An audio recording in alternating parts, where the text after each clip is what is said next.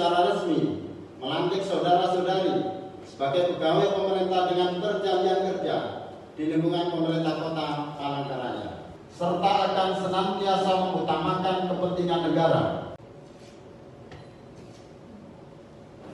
Ya, jadi hari ini kita bersyukur pemerintah Kota Palangkaraya telah mengambil sumpah dan janji. Ada 18 PNS, CPNS, dan ada 8 P3K. Ini hasil seleksi yang sudah dilakukan oleh pemerintah Kota Palangkaraya melalui mekanisme yang sudah berjalan ya. Memang tidak semua perekrutan di tahun 2025, ada di beberapa yang belum diambil sumpahnya. Jadi hari ini kita ambil sumpahnya.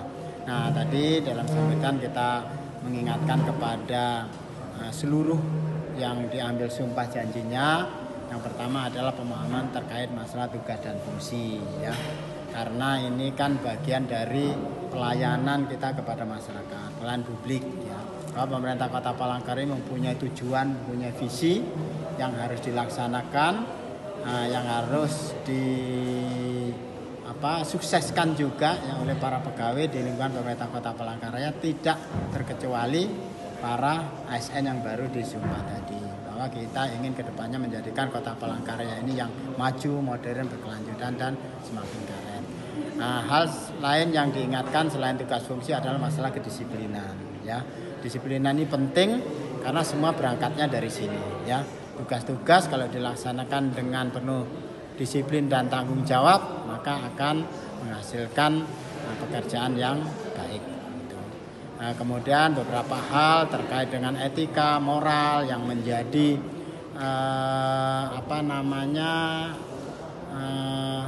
sesuatu yang harus dipegang teguh lah ya oleh para ASN khususnya pemerintah Kota Palangkaraya sesuai dengan undang-undang di manajemen manajemen kepegawaian ya, manajemen ASN ya. Nah, jadi ada hal-hal yang berkaitan dengan etika dan moral yang harus dijaga untuk kewibawaan pemerintah. Jangan ada hal-hal yang mungkin bisa mencederai sebagai ASN itu membuat kepercayaan masyarakat kepada ASN kita khususnya pemerintah Kota Palangkaraya menjadi menurun ya. Intinya kita berkomitmen ketika disumpah janji adalah menjadi abdi negara yang baik dan mengedepankan pelayanan kepada masyarakat.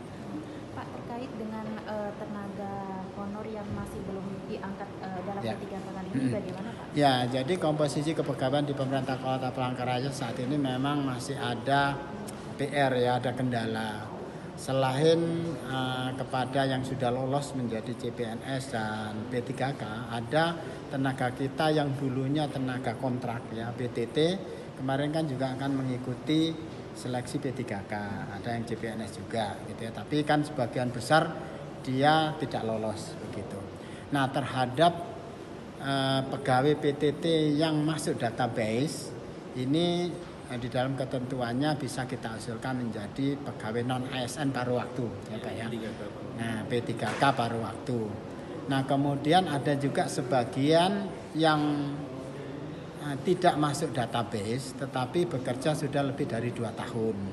Nah, ini juga sedang kita usulkan menjadi pegawai non ASN P3K paruh waktu. Sudah mendapat persetujuan ya Pak ya? Iya. Nah, dan itu sudah mendapat persetujuan. Jadi bisa dipastikan nanti seluruh tenaga PTT baik yang masuk database maupun yang tidak masuk database yang bekerja lebih dari 2 tahun itu kemungkinan akan mendapatkan persetujuan menjadi tenaga P3K paruh waktu. Iya Pak ya? Iya, betul. Nah, kemudian ada satu lagi problem kita adalah pegawai kontrak yang tidak masuk database dan kurang dari 2 tahun. Nah, Pak Wali Kota ini menginginkan agar tidak ada pemberhentian gitu ya, karena tenaganya juga diperlukan. Tetapi kan kita juga harus mengikuti mekanisme. Nah, mekanismenya kalau di dalam aturan saat ini memang yang kurang dari 2 tahun dan tidak masuk database masih belum ada regulasi untuk diusulkan menjadi paruh waktu, P3K paruh waktu. Tetapi Pak Wali sudah menugaskan kepada PLT Kepala BKSDM untuk membuat surat usulan ke BKN untuk memohon persetujuan mudah-mudahan disetujui agar yang sisanya tadi itu bisa juga diusulkan menjadi tenaga P3K paruh waktu. Tapi sampai saat ini belum mendapatkan jawaban ya. Itu sementara. Totalnya berapa Pak untuk yang 200 berapa? 293. 293. 293. Itu yang tidak masuk database dan bekerja kurang dari 2 tahun. Nah, tetapi saat ini tenaganya memang diperlukan semua. Salah satu contohnya misalnya di tenaga di DLH ya Pak ya. Iya. Nah, di DLH. Di DLH itu kan ada tenaga lapangan untuk pengelolaan sampah, pengangkutan sampah, pekerja taman. Yang itu tidak bisa dihindari, harus ada orangnya. Nah, sedang saat ini kita tidak kekurangan tenaga. Jadi kemarin kita merekrut tenaga kontrak yang kita lakukan outsourcing ya untuk menjadi tenaga lapangan di DLH. Salah satu contoh yang dari 292.